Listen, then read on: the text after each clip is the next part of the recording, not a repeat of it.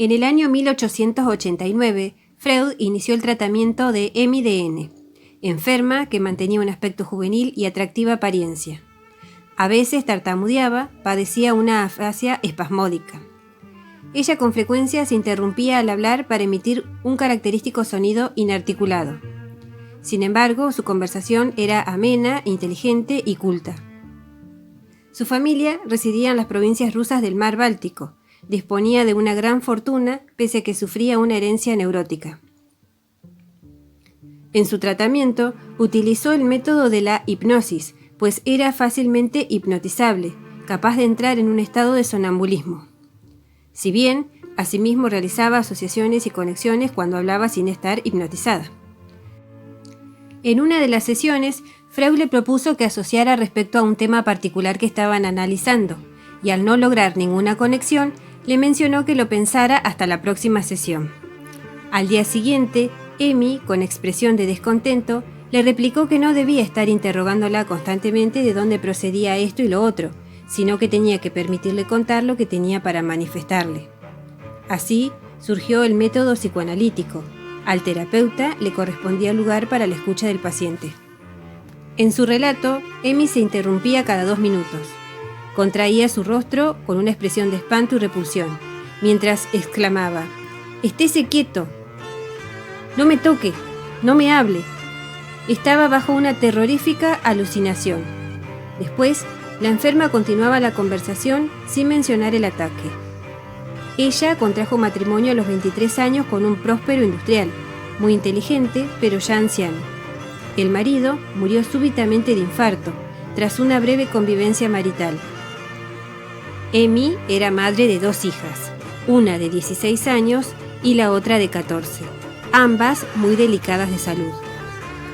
Desde el fallecimiento de su esposo, hacía 14 años, había estado en muchas ocasiones enferma, con mayor o menor gravedad. Al iniciar el tratamiento con Freud, se separó de sus hijas e ingresó en una clínica. Él la visitaba diariamente. Emily reiteradamente relataba historias espantosas de animales, incluso en estado normal. Ella se atemorizaba por recuerdos de la primera infancia.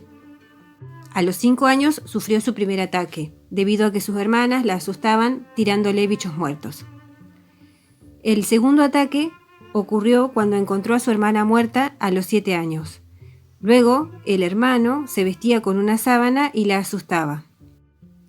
Por último, en una ocasión, a los 9 años, cuando entró en un velatorio a visitar el cadáver de su tía, justo en ese momento, la difunta abrió la boca inesperadamente.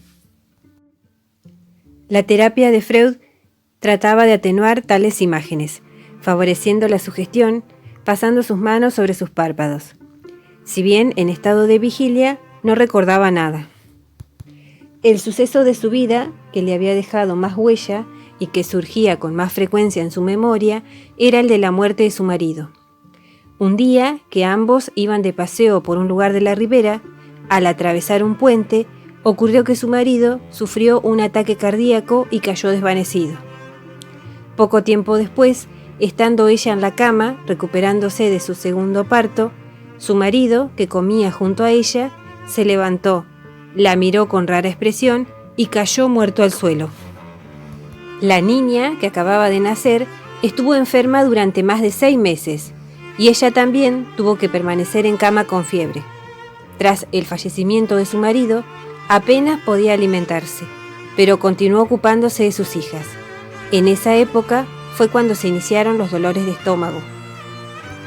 Como consecuencia del tratamiento, la paciente se recuperó bastante. Aseguraba que nunca había estado mejor.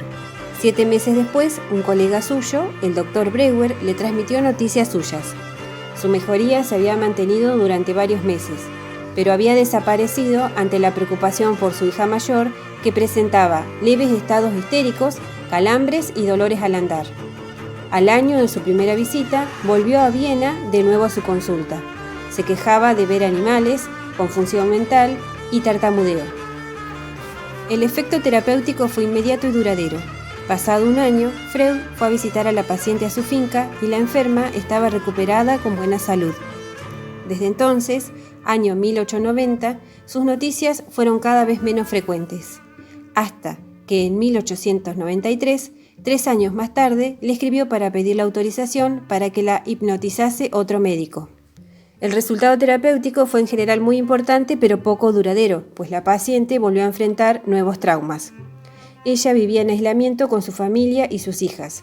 En ese tiempo experimentaba fuertes pulsiones sexuales e intentaba reprimir su instinto sexual.